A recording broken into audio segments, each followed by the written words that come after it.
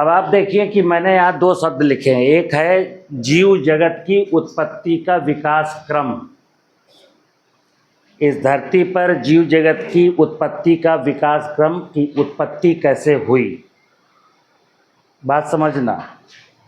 विज्ञान के बारे में कहा गया है कि किसी भी विषय के क्रमबद्ध ज्ञान को विज्ञान कहते हैं, ठीक है ना। तो जब इंसान इस धरती पर जीव जगत की उत्पत्ति का विकास क्रम नहीं जानता तो कौन सा विज्ञान। विज्ञान हमेशा इसी नेचर से प्रकट होगा। विज्ञान कहाँ से आएगा? इस प्रकृति की व्यवस्था को देख करके ही विज्ञान ने कुछ सीखा है। और जब विज्ञान अपनी जवानी पर पहुंचता है तो इसी प्रकृति की व्यवस्था को लात मार करके दूर भगा देता है कि अब जाओ, तुम्हारा कोई यहाँ काम। ये जानता है कि आज भी मेरी सांसें प्रकृति की व्यवस्था पर, मेरा पानी प्रकृति की व्यवस्था पर, मेरा भोजन प्रकृति की व्यवस्था पर, एक एक जीवन की आवश्यकता बिना प्रकृति के पूरी नहीं हो सकती। लेकिन विज्ञान के नशे में धुत व्यक्ति इसी प्रकृति की व्यवस्था को लात मार रहा है, ठीक है ना। तो अब हम पहले ज्ञान की बात करते हैं। ज्ञान की उत्पत्ति कहाँ से हुई? तो ज्ञान की उत्पत्ति के बारे में कहा गया है, पहले समझना बात को।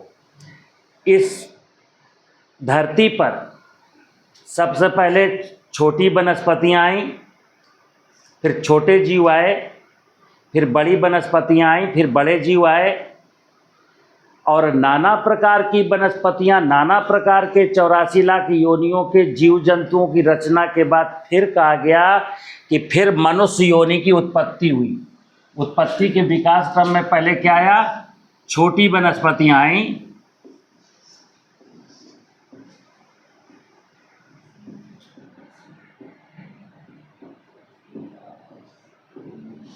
और छोटी वनस्पतियों को कौन ला रहा है? पंच महाभूत, धरती, पानी, हवा, आकाश, अग्नि जहाँ पर इकट्ठे होते हैं वहाँ पर सृष्टि का निर्माण प्रारंभ हो जाता है। उदाहरण के तौर पर आपकी छत में, या हम जहाँ खड़े वहाँ की छत में अभी बारिश निपटी है। जब बारिश नहीं थी जून तक, तो जून तक इस छत पे क्या था? धरती थी, धरती था, आकाश था, अग्नि था, हवा थी, लेकिन कोई काई जमी थी क्या? लेकिन जैसे ही पानी बरसना शुरू होता है, देखिए पंच महाभूत में पानी नहीं है तो यहाँ कोई रचना नहीं है। जैसे ही पानी आता है तो रचना शुरू हो जाती है, काई बननी शुरू हो जाती है। पानी को क्या कहा गया है? विष्णु। तभी तो कहते हैं ना आप विष्णु के अवतार हो। बिना पानी के यहाँ जीवन है ही नहीं। देखिए धरती आपको नहीं बना पा रही, हवा नहीं बना पा रही, आकाश नहीं बना पा रहा, सूरज जीव की रचना नहीं कर पा रहा, लेकिन जैसे ही पानी आता है तो जीव बनना प्रारंभ हो जाता है। इसीलिए बात जो वेदों में लिखा गया है कि वो विष्णु की संतान थे, ये विष्णु की दुनिया है, विष्णु सबसे बड़ा देवता है। क्यों? पंच महाभूत में पानी सबसे बड़ा है। हमारे शरीर के अंदर 90% पानी है। धरती का, आकाश का, अग्नि का हिस्सा बहुत छोटा सा है, 90% हिस्सा पानी का है। तो छोटी वनस्पतियाँ आती हैं, फिर छोटे जीव आते हैं, फिर मध्यम वनस्पतियाँ आती हैं, फिर बकरी आती है, फिर बरगद का पेड़ बन जाता है, फिर हाथी बन जाता है। और 84 लाख योनियों की रचना के बाद वेद में जो लिखा है 84 लाख योनियों की रचना के बाद फिर वेद में लिखा है कि मनुष्य सबसे अंतिम, मनुष्य सबसे अंत में आया, और कहा गया ये सबसे सुंदर है, ये भी कहा गया कि ये ज्ञानावतार है, और ये भी कहा गया इस धरती का माली है। अब आप बात समझिए, यानी कि परमात्मा ने सब सारी व्यवस्थाएं बनाने के बाद फिर व्यवस्थापक, प्रबंधक, मैनेजर भेजा कि जा बेटा, हमने तेरे लिए सब कुछ रेडी कर दिया है, तेरी खाने की, पीने की, रहने की, ओढ़ने की, बिछाने की सारी व्यवस्थाएं कर दी। अब तुम जाओ और हमारे द्वारा बनाई गई इस बगिया का देख रेख करो। यही वेद कहता है और कुछ नहीं कहता। तो ज्ञान जब शुरू हुआ, जैसे मनुष्य की उत्पत्ति के हजारों साल तक मनुष्य को भाषा ही नहीं पता थी क्या बोलें। जैसे शेष जानवर काँव काँव करते हैं, ऐसी आदमी भी भाषा थी नहीं, कपड़े थे ही नहीं, नंगा था आदमी, गिलास था ही नहीं, पानी पीना होता तो घुटवन के बल लेट करके नदी में और पानी पीता था। जो हाथी खाता था वही तुम खाते थे, कंदमूल, फल, ठीक है ना। तुम्हारे अंदर कुछ नहीं था। लेकिन कहा गया कि ज्ञान की उत्पत्ति शुरू होती कहाँ से? वेद से।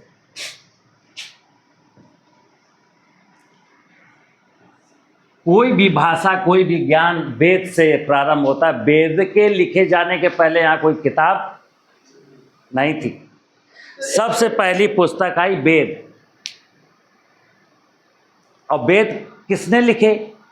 तो वेदों के बारे में कहा गया है, जो सत्य है कि वेद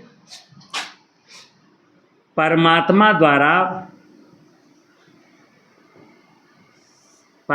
द्वारा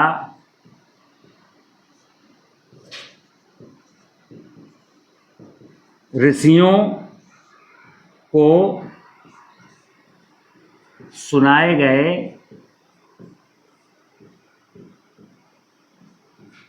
ज्ञान पर आधारित हैं। वेद परमात्मा द्वारा ऋषियों को सुनाए गए ज्ञान पर आधारित है। अब यह दो शब्द आता है। ज्ञान की जब बात आती है तो ज्ञान कहाँ से आया? परमात्मा से। और परमात्मा ने ज्ञान किसको दिया? ऋषियों को। और ऋषि कौन है? ऋषि कोई भी हो सकता है, आप भी ऋषि हो सकते। जो परमात्मा को सुनना चाहेगा वो ऋषि होगा।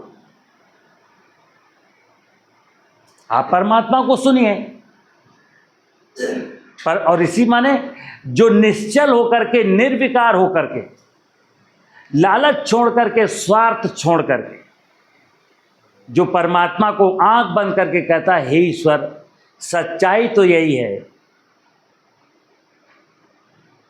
कि तू ही मेरी उत्पत्ति का कारण है, तेरे ही कारण मैं जिंदा हूँ, और तेरे बताए गए मार्ग पर अगर मैं चलूँगा तो मेरा कल्याण होगा। तो हे ईश्वर, बता कि मुझे क्या करना है, क्या नहीं करना है, इस दुनिया का रंग रूप कैसा है, तेरी व्यवस्था कैसी है। तो जो सुनना चाहेगा, आज भी परमात्मा सुनाने के लिए तैयार बैठा है। लेकिन हुआ क्या? किसी जमाने में कुछ लोगों ने सुने थे, फिर उन्होंने लिखा था, और फिर उसके बाद हम लोग पढ़ने लगे। और संस्कृत आती नहीं है तो हम पढ़ भी नहीं पाते, तो फिर इसको वेदों को सरल किया गया। वेद हम नहीं पढ़ पाते तो इनको सरल भाषा में लोगों ने कहा मैं इसको और सरल बना देता हूं। तो शास्त्र, उपनिषद, पुराण, ऐसे और ग्रंथ आ गए। मिलावट कहां से शुरू हुई? देखना, वेद में ईश्वर सुना रहा है ऋषियों को। यहां कोई भी व्यक्ति लालची नहीं है, कपटी नहीं है, स्वार्थी नहीं है। तो यही सत्य है। इसके बाद जो कुछ भी हुआ उन सब में लालच है, कपट है, स्वार्थ है। लालच है, कपट है, स्वार्थ है।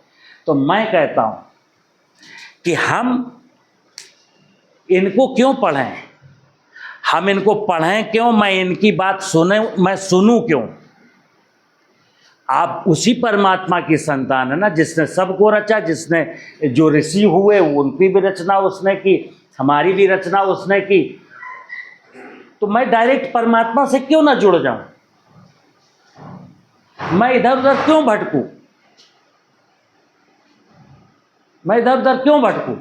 तो परमात्मा आपके अंदर है और आप आत्मचिंतन करिए। क्या कहा गया इसको, परमात्मा का जब ज्ञान प्राप्त होता है तो 5 इंद्रियां हमारे शरीर में, तो कहते हैं आत्मज्ञान।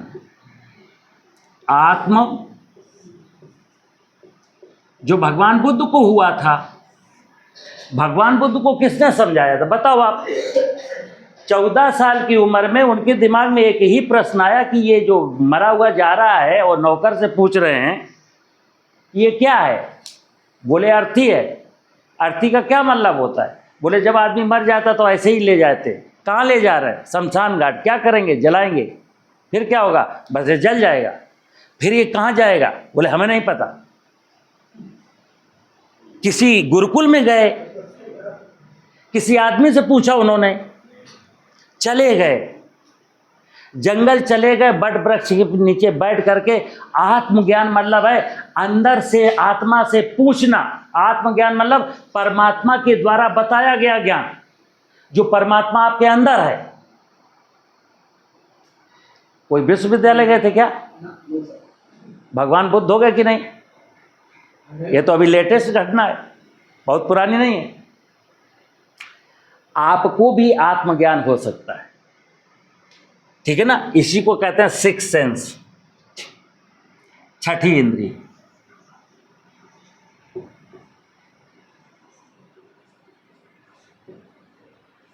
अब देखना, आपको आत्मज्ञान आप घर बैठे कर सकते हैं। बस निश्चल होना है, निर्मल होना है, निष्कपट होना है, स्वार्थ छोड़ देना है, लालच छोड़ देना है, और परमात्मा की शरण में हकीकत में चले जाना। रूखी सूखी खा करके मैं तो भगवान, मुझे कुछ नहीं चाहिए, बस मुझे तो तू चाहिए, मैं तो तुझे खोज रहा हूँ, और तू जो कहेगा वही करूँगा, उसमें मेरी मौत क्यों ना आ जाए।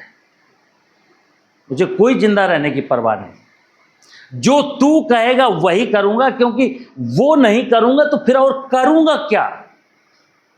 मैं उस पिता को नहीं मानूंगा जिसने मुझे जन्म दिया, तो मानूंगा किसकी। और हकीकत बताना, जो इस परमात्मा की नहीं मानेगा वो किसकी मानेगा। हम तो कहते हैं वो किसी की नहीं मान सकता, और कहां कोई किसी की मान रहा है। सब अपने अपना रास्ता पकड़े हुए हैं, सब अपना अपना रास्ता पकड़े हुए हैं। इसीलिए कोलाहल है, इसीलिए परेशानियां हैं, इसीलिए हम लुट रहे हैं, पिट रहे हैं, बर्बाद हैं, हंस नहीं पा रहे हैं। तो ज्ञान का अवतरण कहां से हुआ। ज्ञान परमात्मा के द्वारा ऋषियों को सुनाए गए ज्ञान पर आधारित हैं। तो यहां 2 शब्द आया, ऋषि कौन। ऋषि आप सब। जो ऋषि बनना चाहे उसको परमात्मा आज भी वेद का ज्ञान सुनाने वाला है। संस्कृत तो मुझे आती, मैं पढ़ नहीं सकता हूं, लेकिन परमात्मा तो उस भाषा में सुना देगा जो भाषा तुमको आती है। तुमको हिंदी आती है, टूटी फूटी आती है, अंग्रेजी आती है, संस्कृत आती है, उर्दू आती है, जो भाषा आती है उस भाषा में वो सुना देगा तुमको। उसकी सुनो ना यार। इसी को कहते हैं आत्मज्ञान, इसी को कहते हैं 36 इंद्रिय का जागरण। सीधी सीधी बात है। तो यही विषय मित्र जो है खेती के साथ है। ज्ञान की उत्पत्ति वेदों से निकला, और वेदों में भी खेती का वर्णन है। जैसे आज हम लोगों को आधा अधूरा ज्ञान, शास्त्र शास्त्र कहते हैं कि गौ माता में लक्ष्मी का वास है।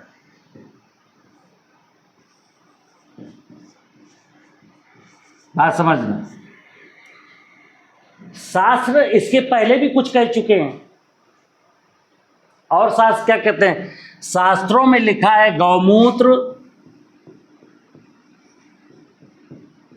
से हर मर्ज का इलाज होता है, यानी गौमूत्र हर मर्ज की दवा है। ये शास्त्रों में लिखा है, सत्य है।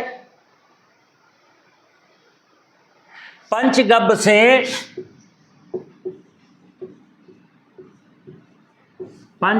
से खेती में चमत्कार होता है, लिखा है। लेकिन तुमने शास्त्र कहां से पढ़ने शुरू किए? आखिरी पन्ने से। इसके पहले भी शास्त्रों में कुछ लिखा है, वो भी तो पढ़ लो। वेदों में सबसे पहले पंचमहाभूत का वर्णन है।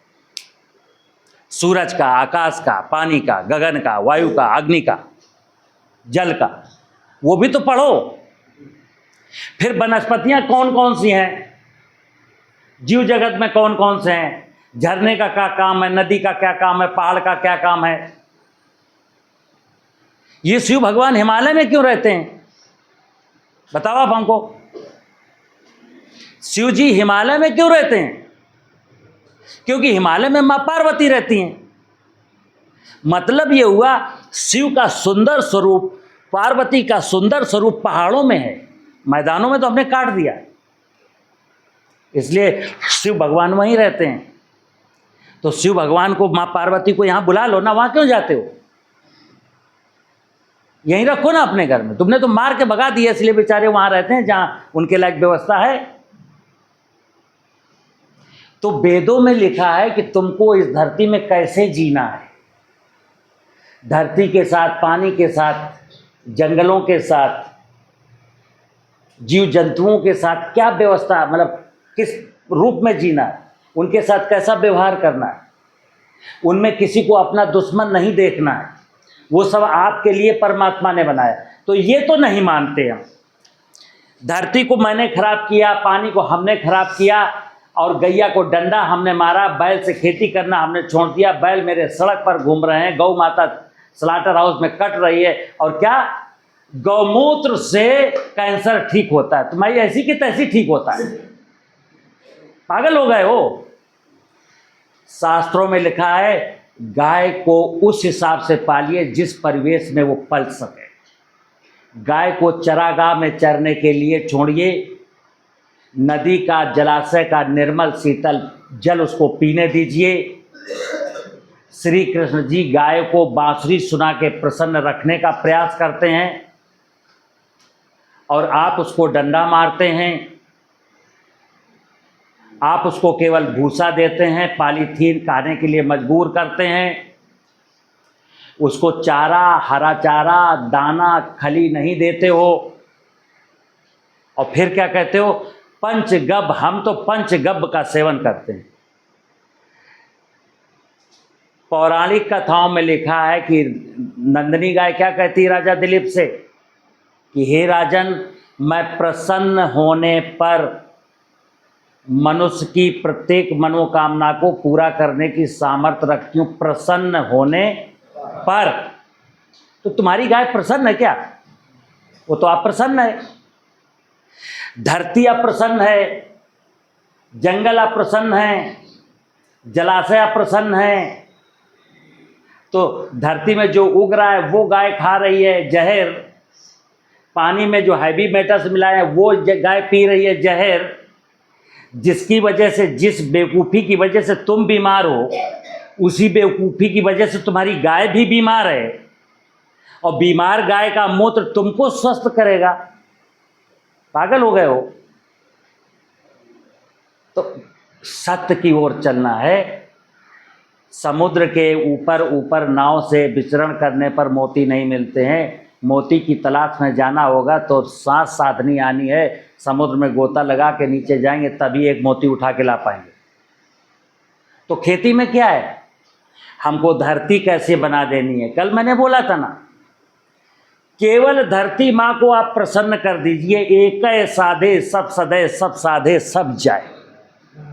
आप केवल धरती माँ को प्रसन्न कर दीजिए, गौ माता अपने आप प्रसन्न हो जाएगी। धरती माता के प्रसन्न होने के बाद आपको बीमारी होगी ही नहीं, तो गौमूत्र की जरूरत ही नहीं पड़ेगी, क्योंकि बीमारी का कारण तो जिंदा है। गंदा खाओगे, केमिकल मिला खाओगे, हैवी मेटल्स का पानी पियोगे, जहरीली गैसों वाली, जिस हवा में जहरीली गैस है वही तुम वायु के माध्यम से सांस लोगे, और फिर आप कहोगे गौमूत्र में ऐसा होता है, तुलसी में ऐसा होता है, आयुर्वेद में लिखा है। आयुर्वेद में क्या लिखा है? आयुर्वेद में कहा गया है जो जड़ी बूटी जहाँ होती है, जैसे होती है वैसे होने दो। तुमने क्या किया, सतावर की खेती करना शुरू किया व्यवसायीकरण में, और सतावर ज़्यादा पैदा हो जाए इसलिए उसमें पेस्टिसाइड भी डाले, यूरिया भी डाला, डीएपी भी डाला, और फिर सोचते हो कि इस सतावर से दवा बनेगी, मनुष्य ठीक हो जाएगा। नहीं होगा, हो ही नहीं सकता, मतलब ही नहीं है। माँ, जब धरती माँ या प्रकृति रूपी संपूर्ण माँ जिस दिन स्वस्थ होगी, उस दिन इस संसार में कोई बीमार ही नहीं होगा। और अगर ये प्रकृति की व्यवस्था अस्वस्थ है, बीमार है, तो फिर बता दूं, दुनिया में एलोपैथिक, आयुर्वेदिक, होम्योपैथिक कोई दुनिया की थेरेपी किसी भी इंसान का बीमारी को ठीक नहीं कर सकती। बीमारी तो मित्र हमारे विचारों में है ना, बीमारी कहीं नहीं थी इस संसार में। बीमारी कहां से आई? हमारे विचारों से शुरू हुई बीमारी। कैसे ना, थर्ड पॉल्यूशन, सबसे ज़्यादा प्रदूषण अगर कहीं है तो हवा में नहीं है, पानी में नहीं है, धरती में नहीं है, भोजन में नहीं है। ये प्रदूषण कहाँ से आया? ये सारा प्रदूषण की जो जननी है वो हमारा थाट, हमारा विचार का प्रदूषित हो जाना। जब हमारे विचार पॉल्यूटेड हो जाते हैं फिर दुनिया में पॉल्यूशन शुरू होता है, अदरवाइज दुनिया में पॉल्यूशन कहीं है ही नहीं। हमें अगर जीना आता हो, तमीज से रहना आता हो, तो पॉल्यूशन कहाँ है बताओ आप?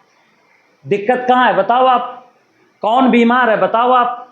और न विश्वास हो तो धरती के आज भी बहुत सारे ऐसे हिस्से हैं, हम अपने पालतू कुत्ते का, पालतू बिल्ली का, पालतू गाय का, पालतू भैंस का, पालतू बकरी का, जरा आप कभी डायग्नोज करा लेना। अगर आपको कैंसर है तो बकरी को कैंसर है, आपको शुगर है तो गाय को शुगर है। क्यों? जो खाना पीना आपका है वही खाना पीना उस पशु का है। तो जिस खाने पीने से आपको बीमारी आई है, उस खाने पीने से पशु को बीमारी क्यों नहीं आएगी? उसको भी आ चुकी है। फर्क इतना है कि मैं डायग्नोज करा के आ गया हूं, उसको डायग्नोज के लिए ले नहीं गया हूं। और ऐसी गाय जिसको खुद कैंसर हो गया हो, हमने जांचें तो नहीं कराई, केवल फर्क इतना ही है। और उसके मूत्र से मैं कह रहा हूं कैंसर ठीक हो जाता है, तो ये अधूरा ज्ञान है। ज्ञान का मतलब है कि परमात्मा, और फिर कुछ नहीं करना। हकीकत ज्ञान को जानने के लिए आपको ना वेद पढ़ने, ना पुराण पढ़ने, ना उपनिषद पढ़ना, कुछ नहीं पढ़ना।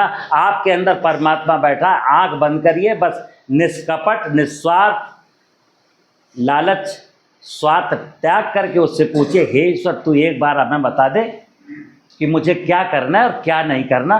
जो तू कहेगा वही करूँगा और कुछ नहीं करूँगा। भगवान कसम, मेरा अपना कोई स्वार्थ नहीं। तन समर्पित, मन समर्पित और ये जीवन समर्पित। चाहता हूँ देश की धरती तुझे कुछ और भी दूँ। तू ही धरती में है, तू ही पानी में है, तू ही हवा में है, तू ही सूरज में है। बस मैं तो पंच महाभूत की पूजा करूँगा। पंच महाभूत से शरीर बना है, पंच महाभूत से पलता है। ये पंच महाभूत अगर ठीक ठाक बने रहे ना, तो मेरे शरीर में कोई बीमारी,